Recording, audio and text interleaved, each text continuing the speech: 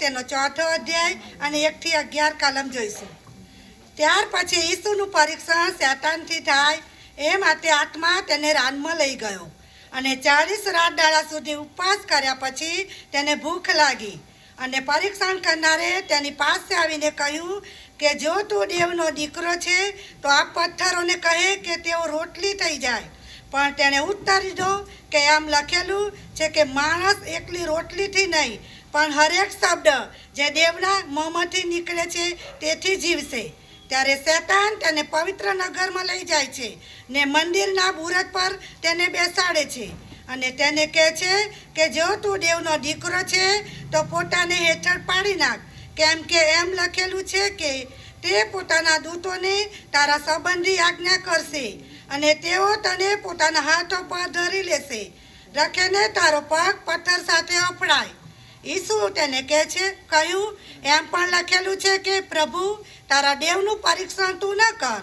ફરીથી શેતાન તેને ઘણા ઊંચા પહાડ ઉપર લઈ જાય છે ને જગતની સગળા રાજ્ય તથા તેઓને મહિમા તેને દેખાડે છે અને તેને કહે છે જો તું પગે પડીને મારું ભજન કરે તો આ સગળા હું તને આપીશ.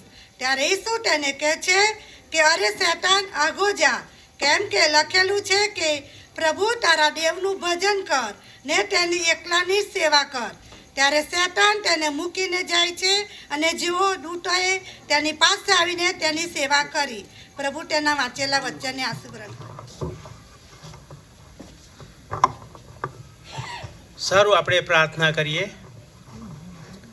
અમારા સર્વસમર્થ અને જીવંત પ્રેમાળ પરમેશ્વર પિતા, અમે તમારો આભાર માનીએ છીએ, તમારી સ્તુતિ કરીએ છીએ. તમે પવિત્ર અને કૃપાળુ પરમેશ્વર પિતા છો. તમે સ્વર્ગમાં બિરાજમાન પ્રભુ છો, રાજાઓના રાજા અને પ્રભુઓના પ્રભુ, એવા મહાન પિતા પ્રભુ તમે છો. માટે પ્રભુ અમે તમારી સ્તુતિ કરીએ છીએ. સ્વર્ગમાં હજારો ને લાખો દૂતો તમારી સ્તુતિ કરતા થાકતા નથી, ત્યારે પૃથ્વી પરના તમારા બાળકો તરીકે અમે પણ તમારા પવિત્ર નામને ધન્યવાદ આપીએ છીએ. તમારા જેવું કોઈ નામ આ જગત ઉપર નથી. અને ઈશ્વર પિતા, તમે મહાન અને જીવંત પરમેશ્વર પિતા છો. સૃષ્ટિના સર્જન કરતા પ્રભુ તમે છો.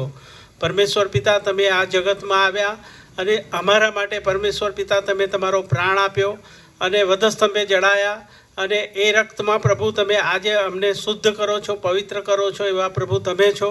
તમારી મહાન યોજનાની અંદર પ્રભુ અમે પાપોની ક્ષમા માગી શકીએ છીએ અને પ્રભુ તમે અમારા પાપ માફ કરો છો, એવા પ્રભુ તમે છો.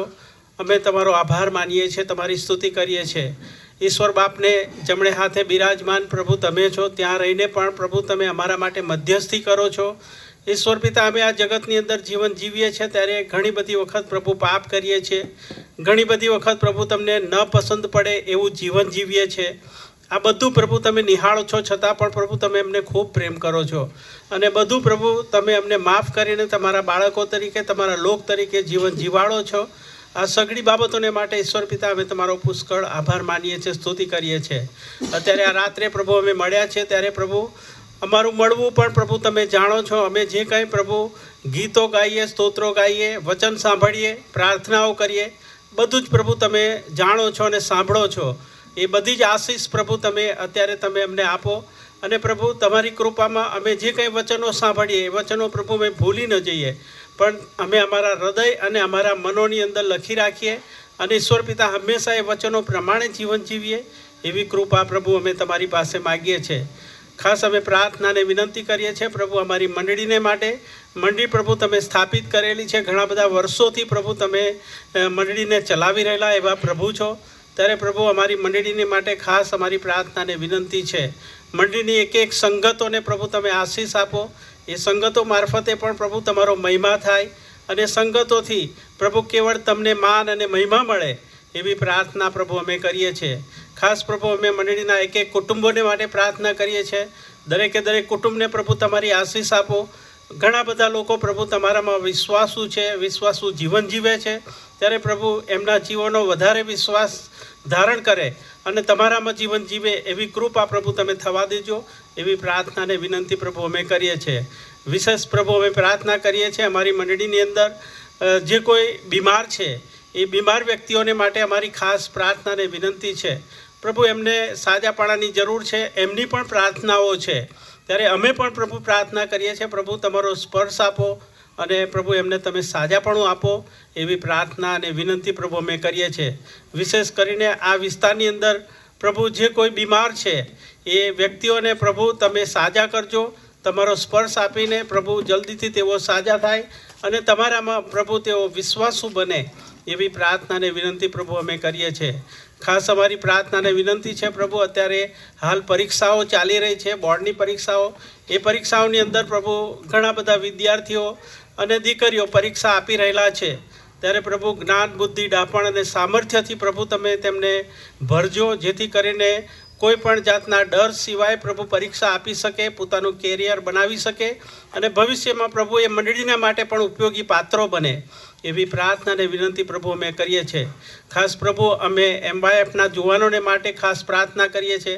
પ્રભુ ઘણા બધા વખતથી જ્યારથી આ મિટિંગો શરૂ થઈ છે ત્યારથી પ્રભુ તેઓ પોતાની સેવાઓ સંગીતમય રીતે અને સ્તુતિ આરાધનામાં દોરી રહ્યા છે. ત્યારે પ્રભુ એ બધી સેવાઓને તમે ખૂબ જ આશીર્વાદિત કરજો એવી પ્રાર્થના અને વિનંતી પ્રભુ અમે કરીએ છીએ. વિશેષ અમારી પ્રાર્થના અને વિનંતી છે પ્રભુ, અમારી મંડળીના ઘણા બધા કારભારી ભાઈ બહેનો છે, જુદા જુદા વિસ્તારોમાં જાય છે, મુલાકાતો લે છે, દાન ઉઘરાવે છે અને ઈશ્વર પિતા એમની મુલાકાતોથી ઘણા બધા કુટુંબોને પ્રભુ ઉત્તેજન મળે છે.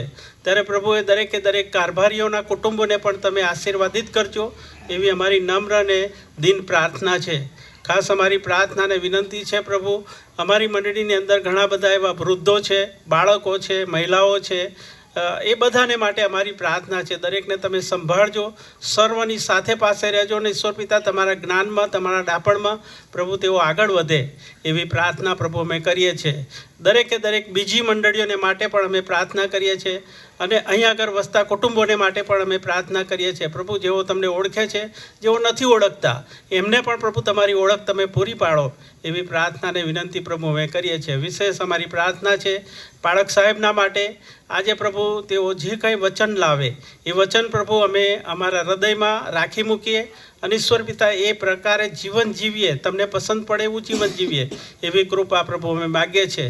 સર્વને તમારી આશીષથી ભરજો. જે લોકો સાંભળે છે એમને પણ પ્રભુ તમારી કૃપા આપજો એવી પ્રાર્થના અને વિનંતી પ્રભુ કરીએ છીએ. સર્વને તમારી કૃપામાં દોરો, ચલાવો, સંભાળો, અમારા પાપોની ક્ષમા કરો. અમે તમારા પ્રેમાળ દયાળુ હાથોમાં સોંપાતા અમારી આ પ્રાર્થના મારા તારનાર પ્રભુ ઈસુના નામમાં માગીએ છીએ, માટે સાંભળો ને સ્વીકાર કરો. આમેન. MYFના જુવાન દીકરાઓ આપણને સ્તુતિ આરાધનામાં દોરશે.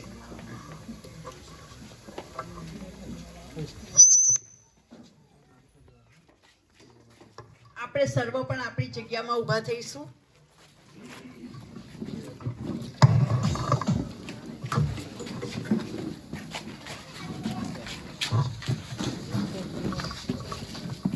સારું, આપણે તાળીઓ સહિત ગીતમાં જઈશું. યેસુને મેં છોડાયે આપણે બધાને આવડે છે, તો આપણે તાળીઓ સહિત ગીતમાં જઈશું.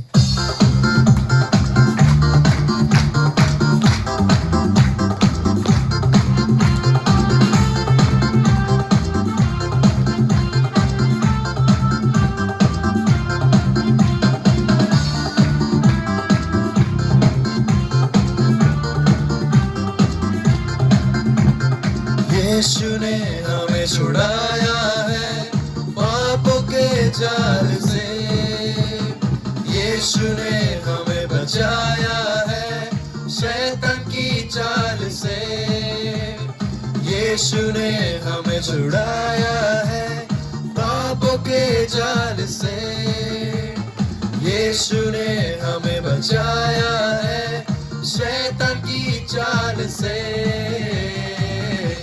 तो गाओ हालेलुया, तो गाओ हालेलुया, तो गाओ हालेलुया, तो गाओ हालेलुया, तो गाओ हालेलुया, तो गाओ हालेलुया, तो गाओ हालेलुया, तो गाओ हालेलुया. हमने शांति पाई है यीशु के नाम से, हमने पाई है क्षमा मुक्ति श्रापों से, हमने शांति पाई है यीशु के नाम से, हमने पाई है क्षमा मुक्ति श्राप से, तो गाओ हालेलूया, तो गाओ हालेलूया, तो गाओ हालेलूया, तो गाओ हालेलूया, तो गाओ हालेलूया, तो गाओ हालेलूया, तो गाओ हालेलूया, तो गाओ हालेलूया। अब हम ना डरेंगे, यीशु जो साथ है, शैतान से हम लड़ेंगे यीशु के नाम से। अब हम ना डरेंगे, यीशु जो साथ है, शैतान से हम लड़ेंगे यीशु के नाम से, तो गाओ हालेलूया, तो गाओ हालेलूया, तो गाओ हालेलूया, तो गाओ हालेलूया, तो गाओ हालेलूया, तो गाओ हालेलूया, तो गाओ हालेलूया, तो गाओ हालेलूया। शालोम शांति और सलाम लाए हैं आपके नाम, शालोम शांति और सलाम मेरे यीशु का पैगाम, शालोम शांति और सलाम लाए हैं आपके नाम, शालोम शांति और सलाम मेरे यीशु का पैगाम, तो गाओ हालेलूया, तो गाओ हालेलूया, तो गाओ हालेलूया, तो गाओ हालेलूया, तो गाओ हालेलूया, तो गाओ हालेलूया, तो गाओ हालेलूया, तो गाओ हालेलूया। સર આપણે થોડા સમય શાંત રહીશું અને ઈશ્વરને યાદ કરીશું અને આપણી આંખોને બંધ રાખીશું અને ઈશ્વરે જે આપણા માટે એમનું બલિદાન આપ્યું એને યાદ કરીશું અને આપણા પાપોની જે માફી આપી છે એને યાદ કરીશું અને ગીતમાં જઈશું હો તેરી સ્તુતિ और આરાધના।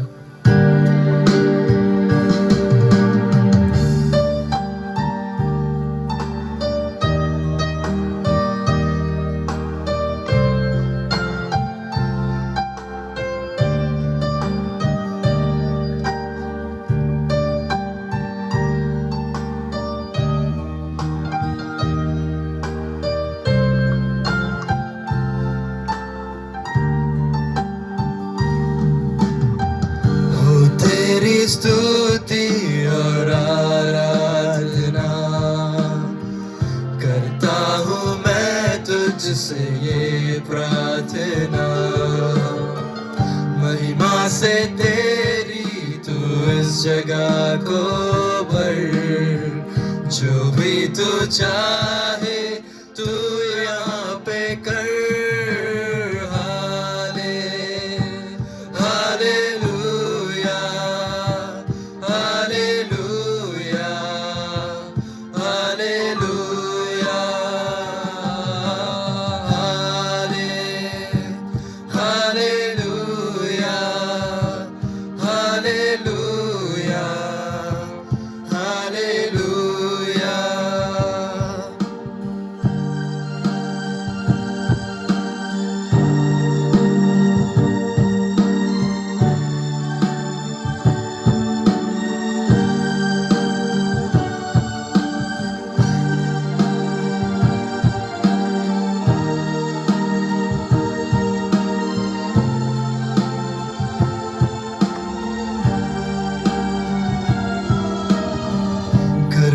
से तेरी नया दिन दिखाता है, दया से तेरी नया दिन दिखाता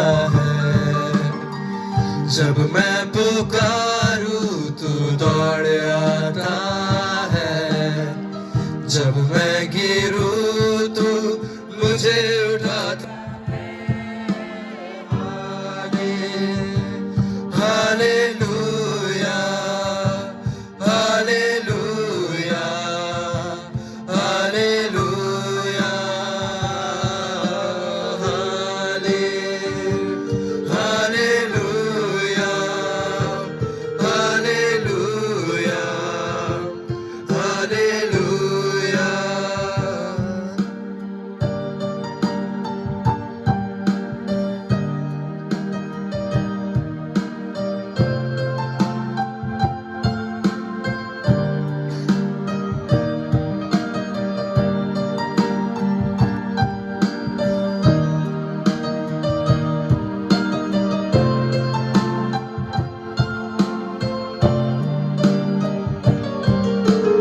तेरा लहू बड़ा कीमती है प्रभु, तेरा लहू बड़ा कीमती है, तेरा लहू बड़ा कीमती है प्रभु, तेरा लहू बड़ा कीमती है। क्योंकि उस लहू में जो ताकत है, जिससे हम पाते हैं छुटकारा, क्योंकि उस लहू में जो ताकत है, जिससे हम पाते हैं छुटकारा, तेरा लहू बड़ा कीमती है प्रभु, तेरा लहू बड़ा कीमती है, तेरा लहू बड़ा कीमती है प्रभु, तेरा लहू बड़ा कीमती है। પવિત્ર પવિત્ર સનાતન ઈશ્વર પિતા, ઈશ્વર પિતા આજે જે સુંદર દિવસ અમારા જીવનનો પૂરો પાડે છે તે માટે તમે પુષ્કળ માને છે. ઈશ્વર પિતા હવે તમારા નામની જે સુંદર તક આપે છે તે માટે તમે પુષ્કળ માને છે. સવારથી અત્યાર સુધી સાચવાય સંભાળ રાખે, કશી બીમારી કશી તકલીફ ના આપે તે માટે તમે પુષ્કળ માને છે. અહીં અત્યારે અમને જે તમારી સ્તુતિ આરાધના કરો જે સુંદર સમય આપે છે તે માટે આભાર માને છે. ઈશ્વર પિતા જે બી કંઈ પાળક સાહેબ જેમનું વચનમાં દોરી છે અમે વચન આપ પાડનારા થાય તેવું થા દેજો. ફરી એકવાર આજના દિવસની માટે તમારા આભાર માને છે. પ્રભુ ઈસુના નામમાં આમેન.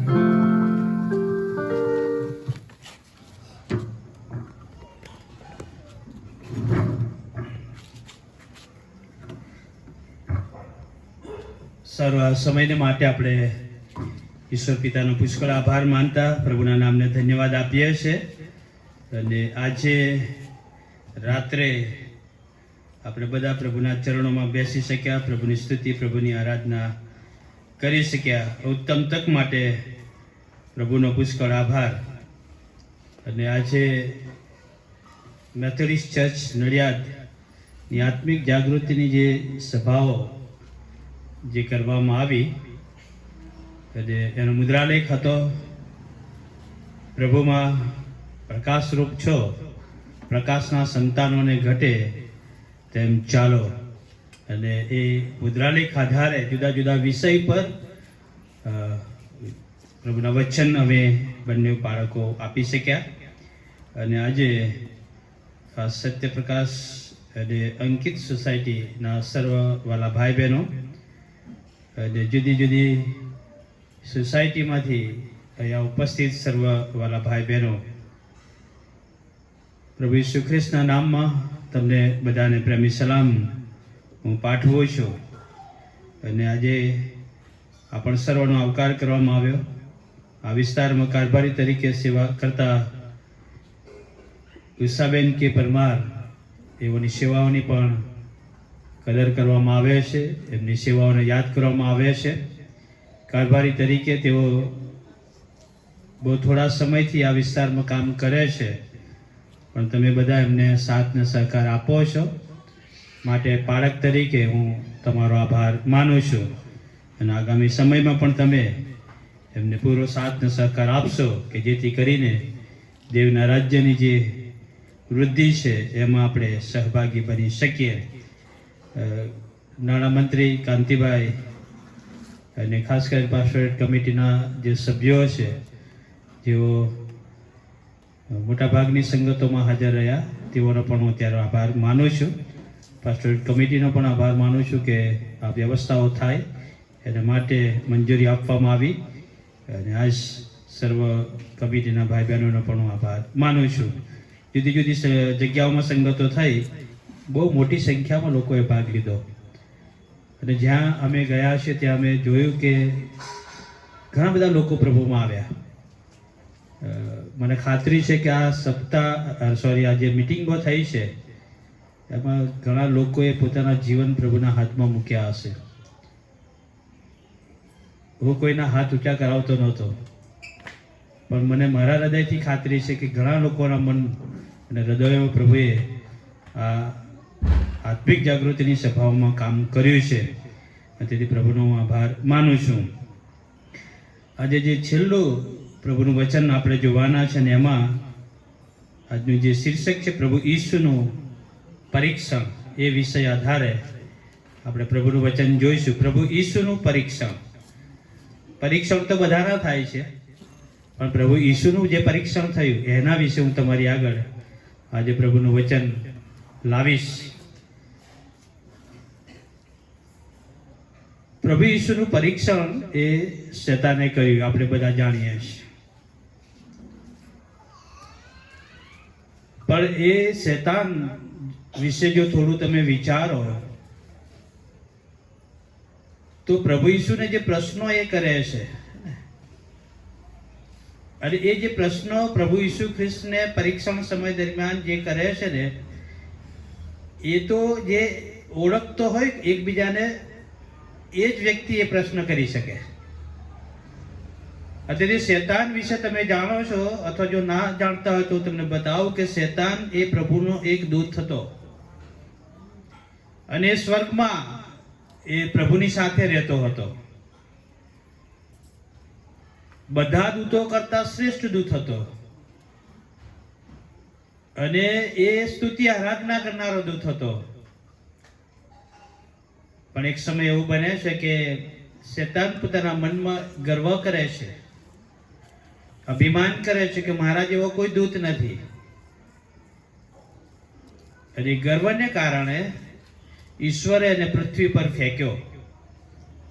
અને જ્યારે પૃથ્વી પર આવે છે ત્યારે એનામાં રહેલી જે તાકાત છે, એનામાં રહેલી જે શક્તિ છે, કારણ કે દેવદૂત હતો, માનવ કરતા એનામાં તાકાત વધારે, શક્તિશાળી. તેથી જેવો પૃથ્વી પર આવ્યો ત્યારે પૃથ્વી પર આવ્યા પછી પહેલું જે કામ એણે કર્યું કે દેવે જે માનવને બનાવ્યો હે ને, આદમ ને હવા, તો પહેલો પ્રહાર એમણે આદમ ને હવા પર કર્યો. કારણ કે શેતાન એ તાકાતવાર, એ બળ્યો અને એણે હવાને ભરમાવી અને હવાએ પાપ કર્યું, એ આપણે જાણીએ છીએ. એ પાપને કારણે, એ પાપમાંથી મુક્ત કરવાને માટે પરમેશ્વર પોતે આ દુનિયા પર આવે છે. એટલે આપણે જાણીએ છીએ પિતા, પુત્ર અને પવિત્ર આત્મા દેવ એ ત્રિએક દેવ કે જેણે દુનિયા બનાવી એ પહેલાના એ છે. એટલે સ્વર્ગમાં પણ ઈસુ હતા અને શેતાન પણ સ્વર્ગમાં હતો હે ને. એ શેતાન સ્વર્ગમાં પ્રભુની સ્તુતિ કરતો હતો, પણ એના ગર્વને કારણે, એના અભિમાનને કારણે એને પૃથ્વી પર ફેંકવામાં આવ્યો અને એણે હવાને ભરમાવીને પાપની શરૂઆત થઈ. અને એ પાપમાંથી મુક્ત કરવાને માટે, આખી દુનિયાના લોકોને બચાવવાને માટે એક એક વ્યક્તિ પર પ્રેમ કરીને દેવ પોતે માનવ બન્યા, એટલે ઈસુ ખ્રિસ્ત.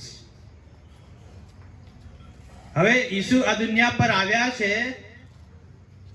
અને પ્રભુ ઈસુ ખ્રિસ્ત સેવાની શરૂઆત કરે એ પહેલા 40 દિવસના એમણે ઉપવાસ કર્યા અને એ ઉપવાસ પછી સેવાની શરૂઆત કરે એ પહેલા શેતાન ઈસુ ખ્રિસ્તની પાસે આવે છે. કારણ કે એ તો ઓળખતો હતો હે ને, શેતાન ઈસુને ઓળખતો હતો. તેથી એ ઈસુની પાસે આવ્યો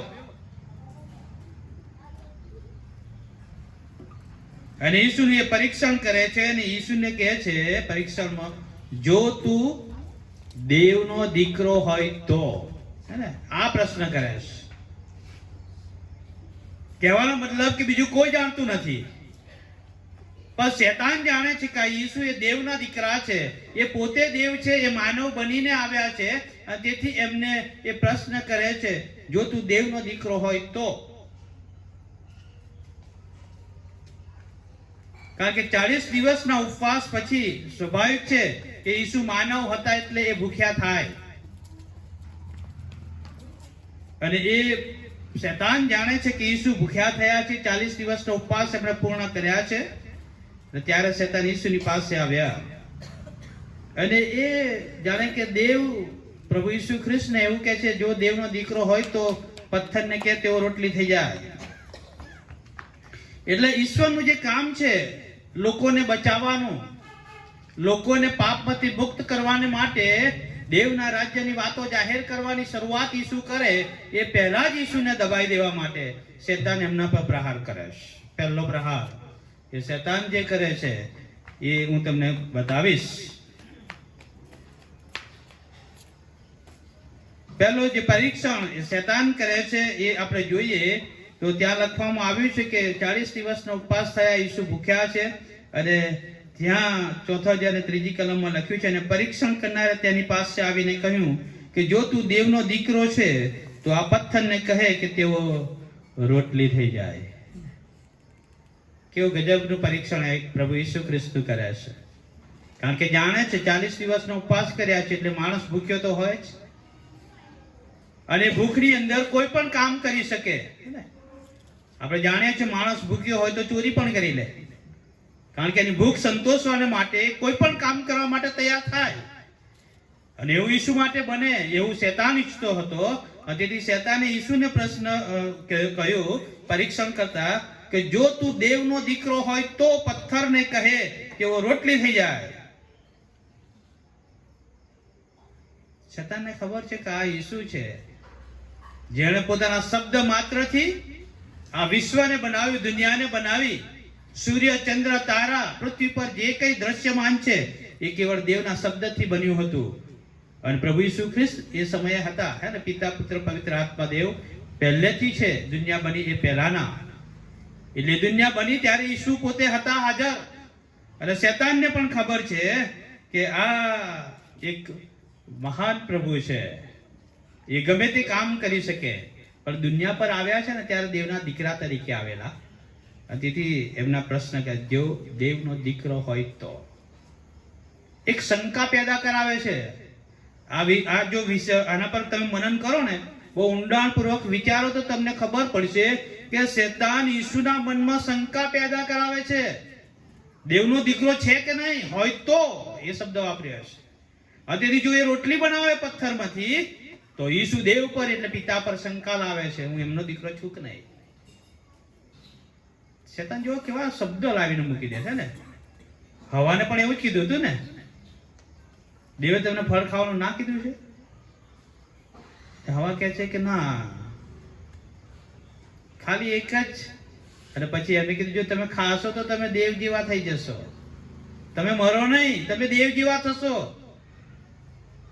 એટલે શેતાન જે વિચાર લાવે છે, બતાવે છે, એ માણસને પ્રભુથી દૂર લઈ જાય. અને અહીંયા પ્રભુ ઈસુ ખ્રિસ્ત માટે પણ એવું જ બને. અને જો ઈસુ ખ્રિસ્ત 40 દિવસના ભૂખ્યા હતા અને પથ્થરને કહો કે રોટલી થા તો થઈ જાત, પણ જો એવું બોલ્યા હોત તો થઈ હોત તો શંકા દેવ પર જાત, હે ને.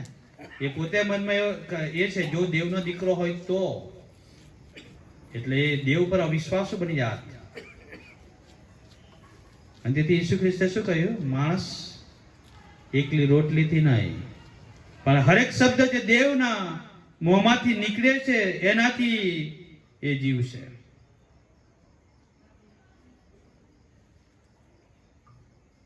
માણસ રોટલીથી નહીં પણ હરેક શબ્દ જે દેવના મોંમાંથી નીકળે એનાથી જીવશે. એનો અર્થ એ થયો કે દૈહિક જીવન ને માટે દૈહિક રોટલી છે, આત્મિક જીવન માટે દેવનું વચન એ ખોરાક સમાન છે.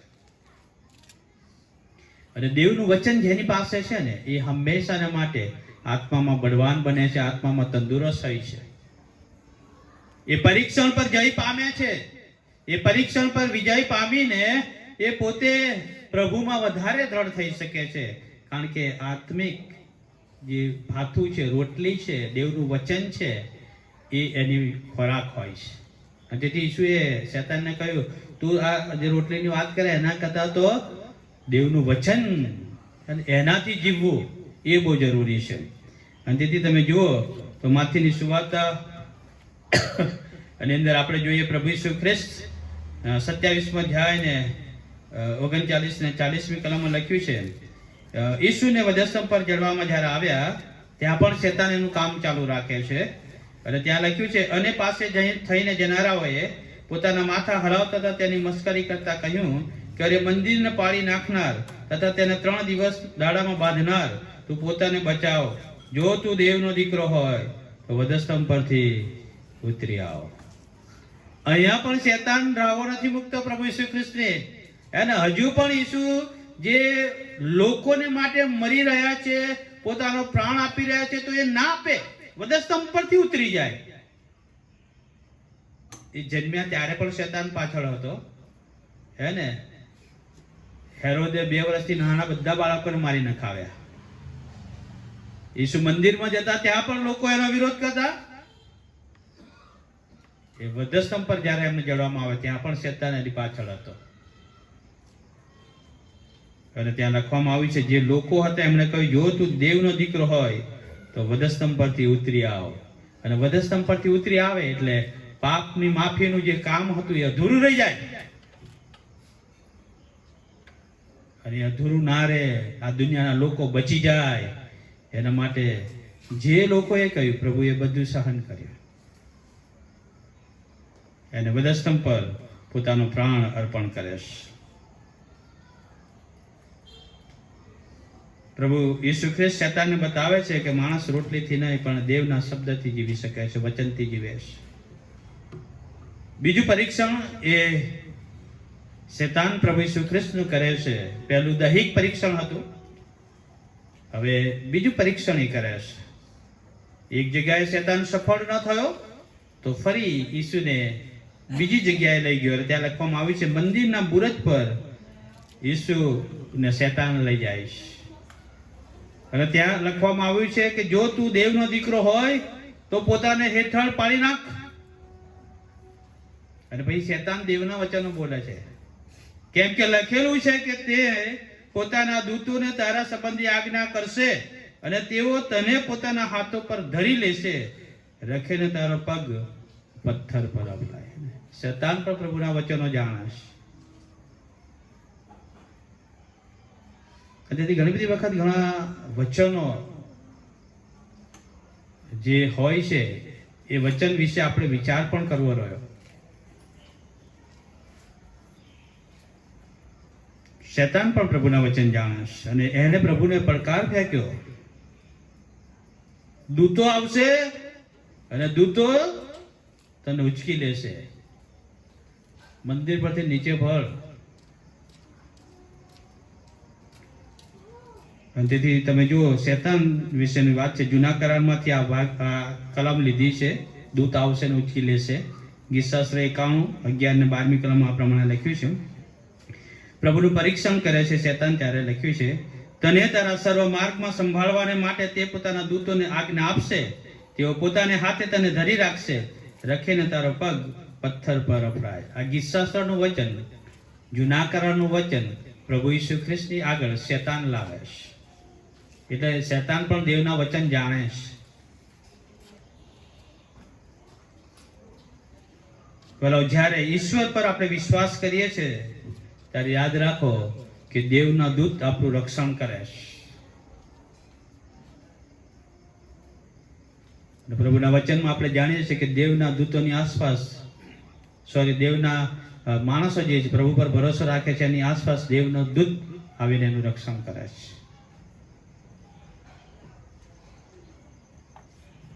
પણ જ્યારે માણસ અવિશ્વાસ કરે છે, જ્યારે ઈશ્વરની ઈચ્છા વિરુદ્ધ કામ કરે છે અને ઈશ્વરને ગમે નહીં એવું કામ કરે છે, ત્યારે ઈશ્વર આપણું રક્ષણ કરતા નથી.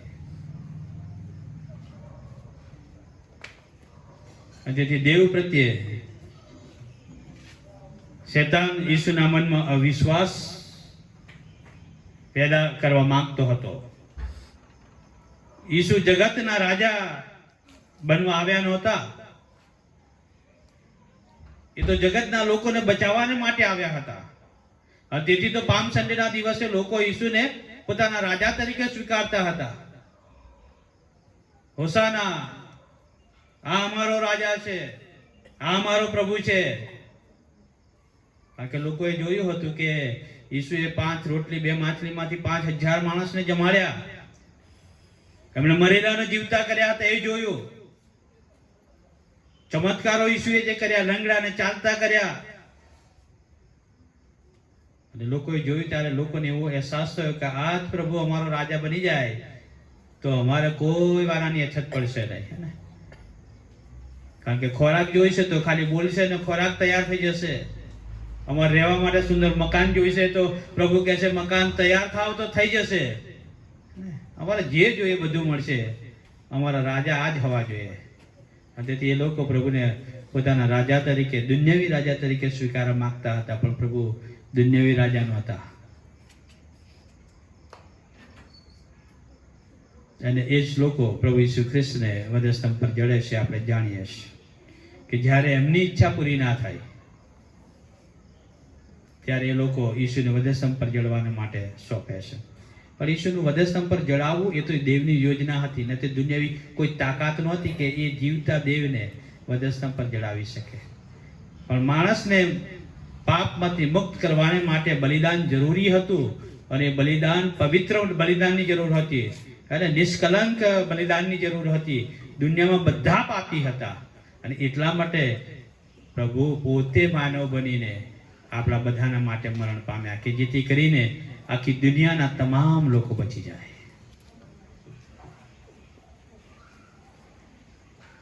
તેથી વાલાઓ, જગતના લોકો તરફથી માન પામવા પ્રભુ આવ્યા નહોતા. એ તો દુઃખ વેઠવા આવ્યા, માફ કરવા આવ્યા, નવું જીવન આપવાને માટે આવ્યા હતા. ત્રીજું પરીક્ષણ જ્યારે શેતાન પ્રભુ ઈસુ ખ્રિસ્તનું કરે છે, એ આંખોની લાલસાનું પરીક્ષણ છે. પ્રભુના વચન વાંચ્યા, એમાં લખવામાં આવ્યું છે કે શેતાન પ્રભુને એક ઊંચા પહાડ પર લઈ ગયો, અને પહાડ પરથી આખા જ્યાં દૂર દૂર સુધી નજર પહોંચે ત્યાં સુધી જે કંઈ દેખાયું બધું બતાવ્યું. અને પછી શેતાન કહે છે, જો તું પગે પડીને મારું ભજન કરે તો હું આ બધું તને આપી દઉં. અને આ વચન હું આજે જ્યારે જોતું હતો ત્યારે મને વિચાર આવ્યો કે શેતાન આવું કેમ બોલે છે? પગે પડીને મારું ભજન કરે તો આ બધું હું તને આપું.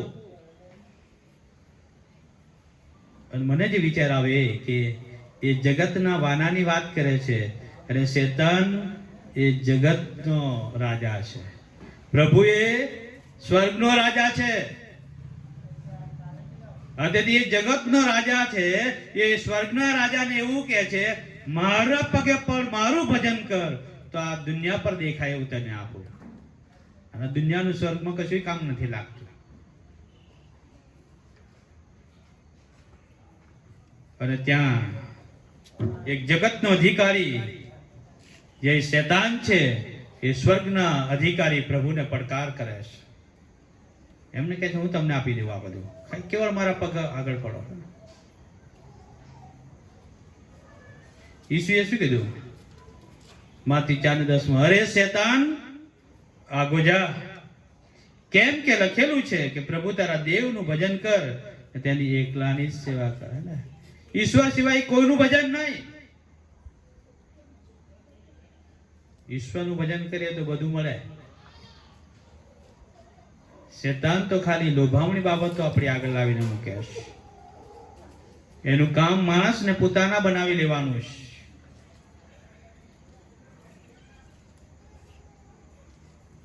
અને એ આપણને આત્મિક રીતે મારી નાખવા માંગે છે. તેથી પરીક્ષણ એક વસ્તુ એવી છે કે જે માણસને ઈશ્વરથી દૂર લઈ જાય છે. અને યાદ રાખીએ કે જ્યારે જ્યારે પરીક્ષણ જીવનમાં આવે ત્યારે આપણે ચીતવવાની જરૂર છે. શેતાન પરીક્ષણ દ્વારા આપને દેવના રાજ્યમાં જતા અટકાવે છે, પ્રભુની પાસે જતા અટકાવે છે. તમે ઘણા બધા એવા અનુભવમાંથી પસાર થયા હશે. કોઈ સમય આપણે ચર્ચમાં જવાનો સમય થઈ ગયો હોય, પ્રભુ ભક્તિમાં જવાનો સમય થઈ ગયો હોય, અને પાણી આવ્યું, પછી પાણી નહીં આવે. અત્યારે પાણી આવે છે, હવે પાણી ભરવું જ પડશે. તમે જો એ શેતાન અમુક સમય એવા સમયો લાવે છે આપણા જીવનમાં કે જે આપણને ઈશ્વરની પાસે જતા અટકાવી દે,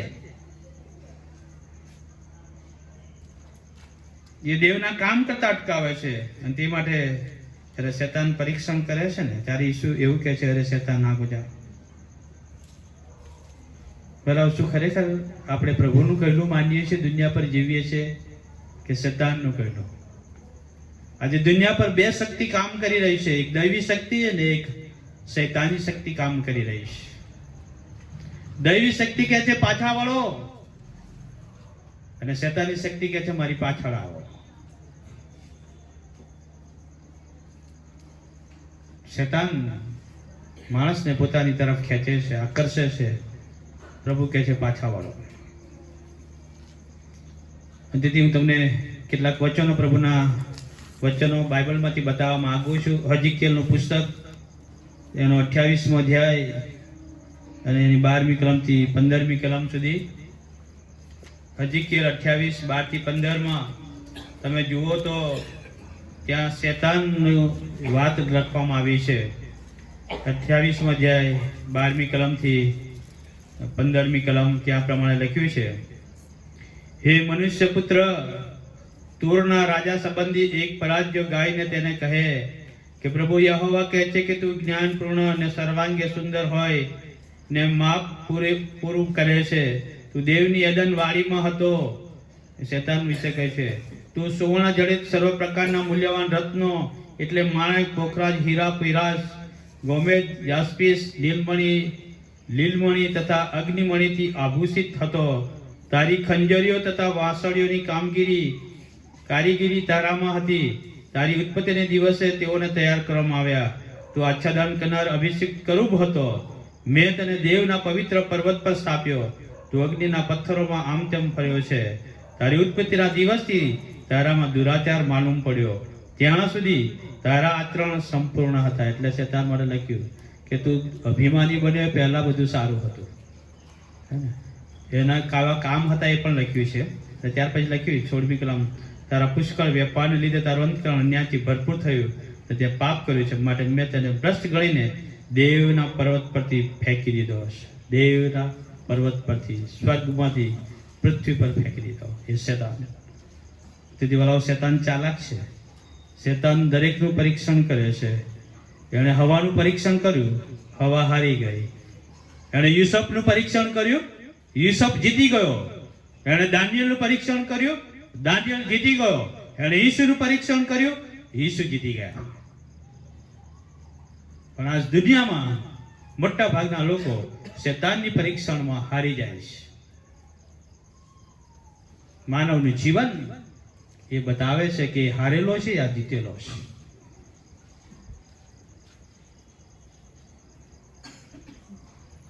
હું તમને કેટલીક કલમ બતાવવા માંગુ છું. માથીની સુવાર્તા 26મો અધ્યાય, માથીની સુવાર્તા તેનો 26મો અધ્યાય અને તેની 21મી કલમથી હું થોડી કલમ તમારી આગળ વાંચવા માંગુ છું. માથી 26 અને તેની 21મી કલમથી 24મી કલમ સુધી.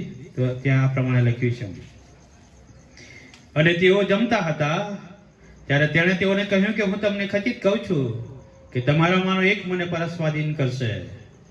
ત્યારે તેઓ ઘણા શોકાતુર થયા અને તેઓમાંનો હરેક તેમને પૂછવા લાગ્યો કે પ્રભુ, શું તે હું છું? આ છેલ્લા ભોજનની વાત છે. પ્રભુ ઈસુ ખ્રિસ્ત જમી રહ્યા છે, શિષ્યો સાથે બેઠા છે, અને ત્યાં પ્રભુ શિષ્યોને કહે છે તમારામાંનો એક મને પરસ્વાધીન કરવાનો છે. અને ત્યાં 22મી કલમ લખ્યું, ત્યારે તેઓ ઘણા શોકાતુર થયા. 12 શિષ્યો એકદમ શોકાતુર થઈ ગયા. કોણ હશે? અને પછી ત્યાં લખ્યું છે, પ્રભુ શું તે હું છું? દરેક પૂછવા લાગ્યો પ્રભુ, પ્રભુ હું છું, પ્રભુ હું છું, પ્રભુ હું છું. અને 23મી કલમ લખ્યું છે, તેણે ઉત્તર દીધો કે જેણે મારી સાથે થાળીમાં હાથ ગાળ્યો છે તે જ મને પરસ્વાદિત કરશે. 24મી કલમ, માણસના દીકરા સંબંધી જેમ લખેલું છે તેમ તે જાય છે ખરો, પણ જે માણસથી માણસનો દીકરો પરસ્વાધીન કરાય છે તેને અફસોસ. જો તે માણસ જન્મ્યો ન હોત તો તેને માટે સારું હોત. પ્રભુ ઈસુ ખ્રિસ્ત કહે છે કે હું તો મરવા માટે આવ્યો છું અને એના લીધે આગળ વધી રહ્યો છું. એ તો મારી જાણે કે કામ છે, મારી યોજના છે કે હું આ દુનિયાના લોકોને બચાવવા માટે વધસ્તંભ પર મરણ પામ્યો. પણ જે માણસ મને પરસ્વાધીન કરી રહ્યો છે એને અફસોસ, એ શબ્દ વાપરે છે. એ જન્મ્યો ના હોત તો સારું. કેમ કેમ આવા શબ્દ પ્રભુને વાપરવા પડ્યા? એ યહૂદાને કહે છે પ્રભુ કે જે યહૂદાને 3 વર્ષ સુધી એમણે પોતાની સાથે રાખ્યો, જે યહૂદા પર એમણે વિશ્વાસ કર્યો, અને એ યહૂદા માટે કહેવામાં આવ્યું છે કે યહૂદા એ ખજાનચી હતો, પૈસાનો બધો વહીવટ એના હાથમાં હતો. અને તેથી પેલી સ્ત્રી જ્યારે સંગમરમરની અત્યારની ડબ્બી લાવીને પ્રભુના શરીર પર માથામાં નાખે છે અને પગ ચોટલાથી મૂછે ને ત્યારે કહે છે ને આ ખોટું 300 દિનારનું બગાડ્યું. એને એવું હતું કે 300 દિનાર અમને આલ્યા હોત તો સારું, કારણ કે ખજાનચી હતો. એ યહૂદા માટે પ્રભુ કહે છે કે એને અફસોસ, એ મને પરસ્વાધીન કરે. એક 30 સિક્કાની અંદર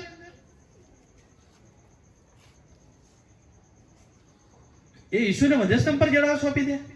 ઈસુ કે મારે તો એ કામ કરવાનું જ હતું એવું કહે છે. એ તો મરવા માટે જ આવેલા, બચાવવા માટે જ આવેલા. અફસોસ એને કે જે ઈસુને વધસ્તંભ પર જડવાના માટે 30 રૂપિયામાં ઈસુને વેચી દેશે. તો જો એનું મૂલ્ય ખાલી 30 રૂપિયા, ઈસુનું મૂલ્ય. વિચારો જે બાબત છે. પણ એ ત્યારે બન્યું. તમે જો અત્યારે એ કલમ કરાવતો નથી, પણ જ્યારે પ્રભુ ઈસુ ખ્રિસ્ત એમને રોટલી આપે છે અને ત્યાં લખવામાં આવ્યું છે અને તેનામાં શેતાન બેઠો અને એ બહાર ગયો. બહાર જઈને પછી ઈસુને પકડાવે છે. અને એટલે ઈસુ કહે છે કે જન્મ ના હોત તો સારું. ભલા સૌથી વધારે જો કોઈ ઘાત કરતું હોય ને, વિશ્વાસઘાત કહે છે ને બધા, મારો વિશ્વાસઘાત થયો. વિશ્વાસઘાત કોણ કરે? સૌથી નજીકનો માણસ હોય ને એ જ. સૌથી નજીકનો માણસ હોય ને એ જ વિશ્વાસઘાત કરે. ઈસુના માટે એ બન્યું. જેને પોતે કોળીઓ ખવડાવે છે એ જ માણસ ઈસુને વધસ્તંભ પર ચડાવે. જે પ્રેમ કરે ઈસુ, તમે જુઓ એ એનો બદલો એને શું આલે. અને તેથી એના માટે લખ્યું છે જન્મ ના હોત તો સારું. ભલો આપણે થોડો વિચાર કરીએ કે આપણે આજે ઈસુને વધસ્તંભ જણાવીએ છીએ ફરી. એક વાત તો ઈસુ આવ્યા, આપણા માટે મરણ પામ્યા. હવે આપણે અવારનવાર એમને વધસ્તંભ પર જણાવીએ છીએ. બીજી એક કલમ હું તમારી આગળ વાંચીશ ને પછી પ્રભુનું વચન બંધ કરીશ. યોહાન 13:26 ને 27 આ પ્રમાણે લખ્યું છે. યોહાન 13 અને તેની 26મી અને 27મી કલમમાં આ પ્રમાણે લખ્યું છે.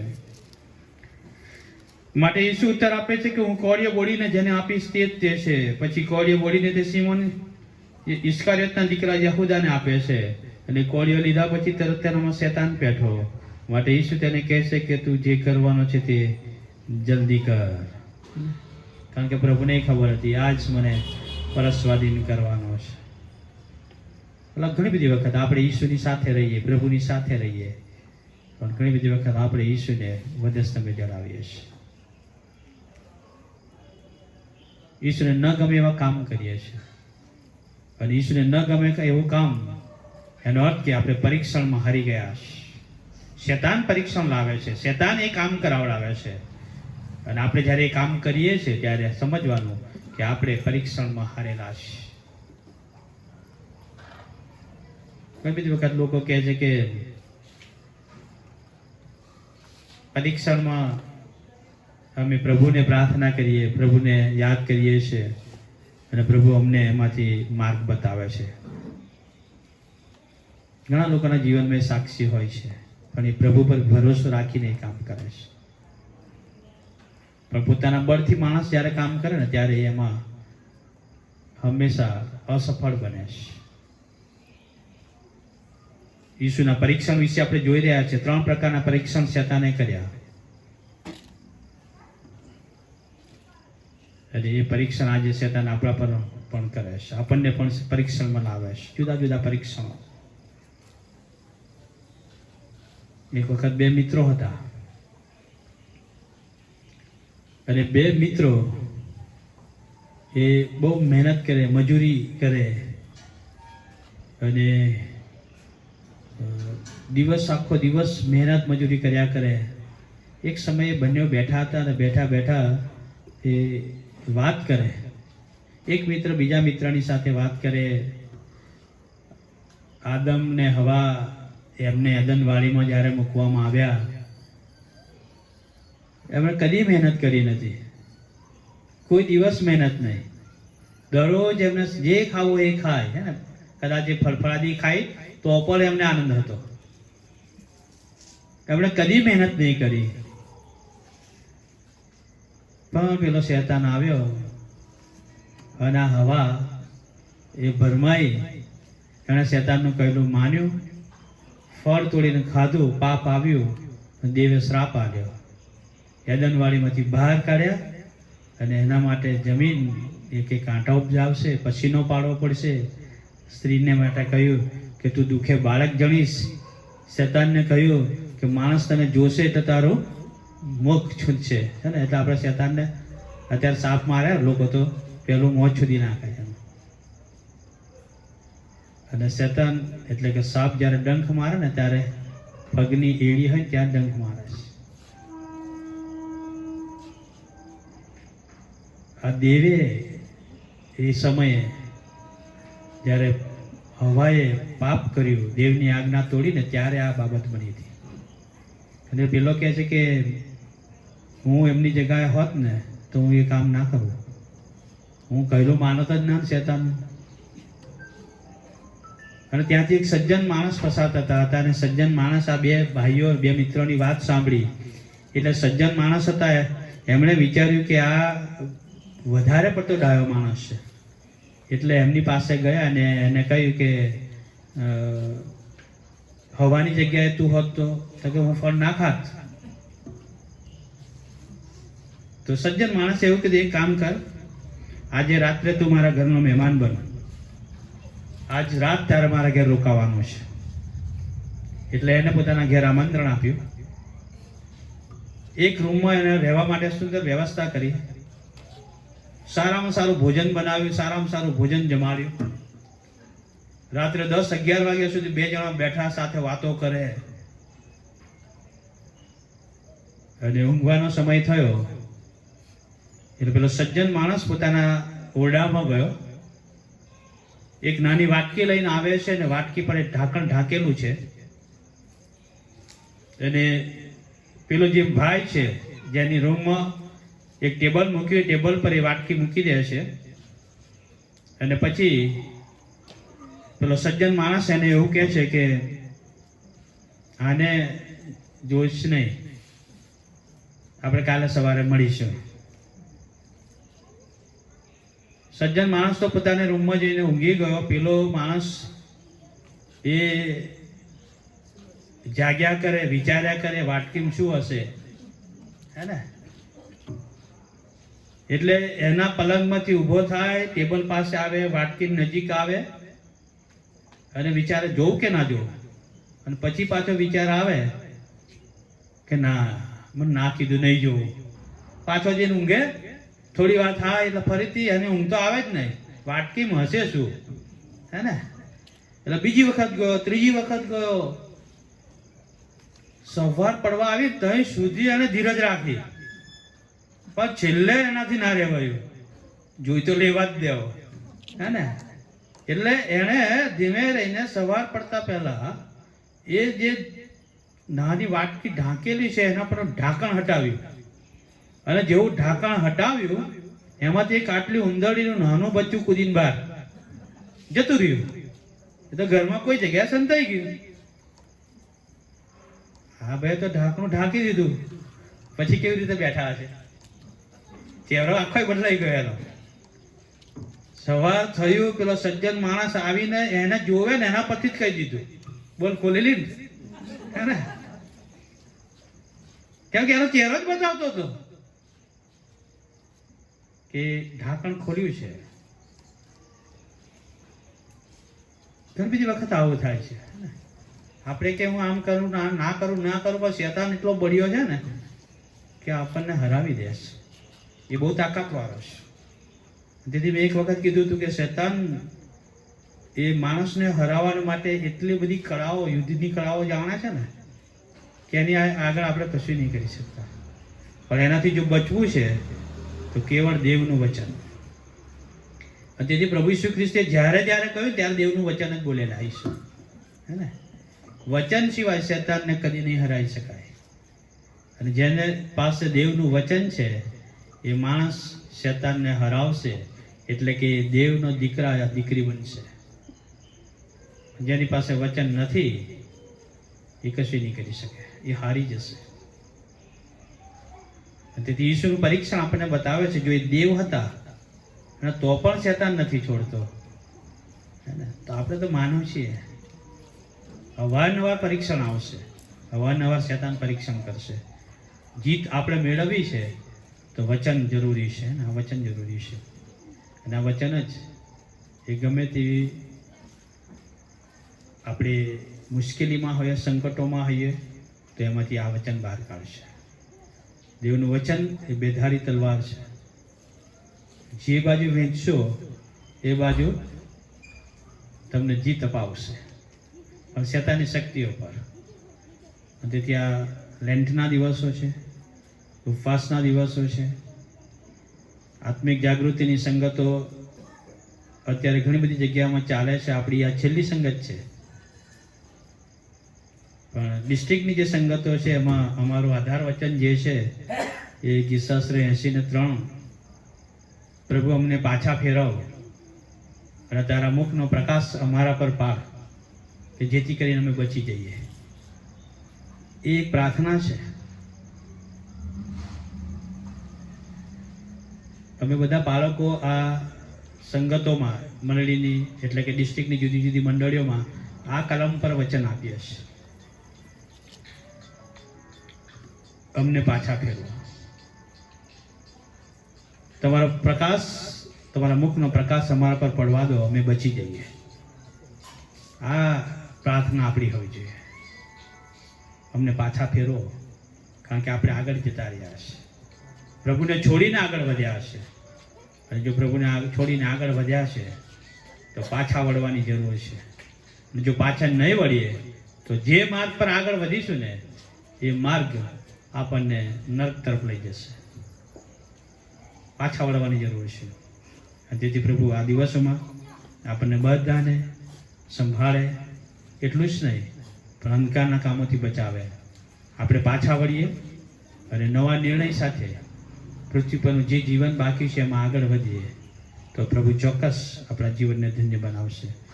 પ્રભુ આ વચનના મર્મ સમજવાના માટે મારીને આપ સર્વની સહાયને મદદ કરો. ગુડ ફ્રાઈડે, ઈસ્ટર આવી રહી છે ત્યારે આપણે ઈસુના દુઃખોને યાદ કરીએ અને પ્રભુને મળવાને માટે તૈયાર થઈએ. Thank you. આ સમય માટે પ્રભુનો આભાર, અને ખાસ કરીને આપ સર્વનો પણ આભાર કે તમે બધા આવ્યા અને આજની આ સંગત બહુ આશીર્વાદી રહી.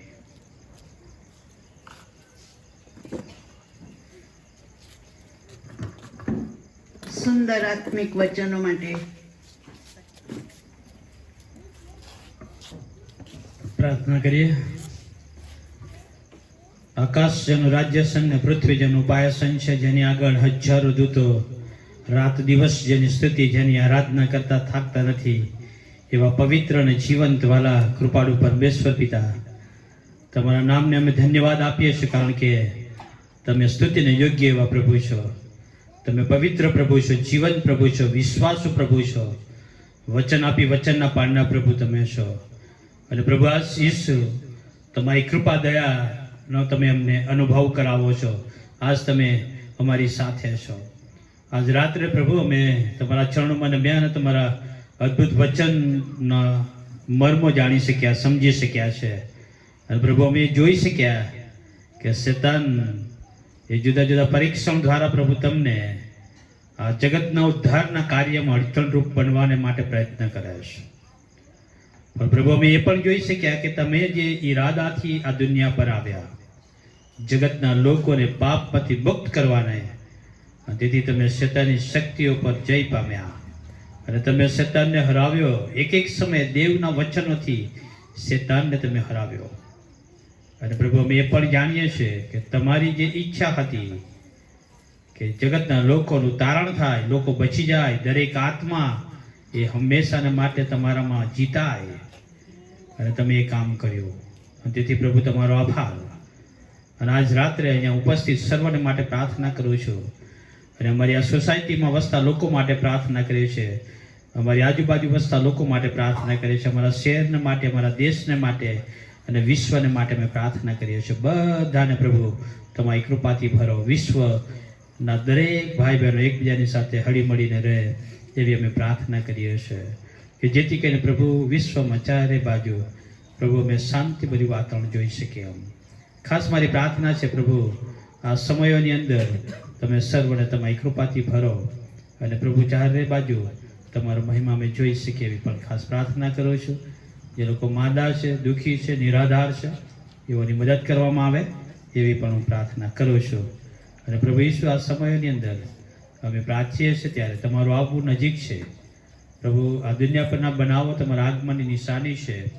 બાઇબલમાં લખેલા વચનો અમે પૂર્ણ થતા જોઈએ છે. દેશ દેશની વિરુદ્ધ છે, રાજ્ય રાજ્યની વિરુદ્ધ છે, ચારે બાજુ ધરતી કંપો છે અને પુષ્કળ ગરમી છે. અને આ બધા વચનો બાઇબલમાં લખ્યા અને પૂર્ણ થઈ રહ્યા છે.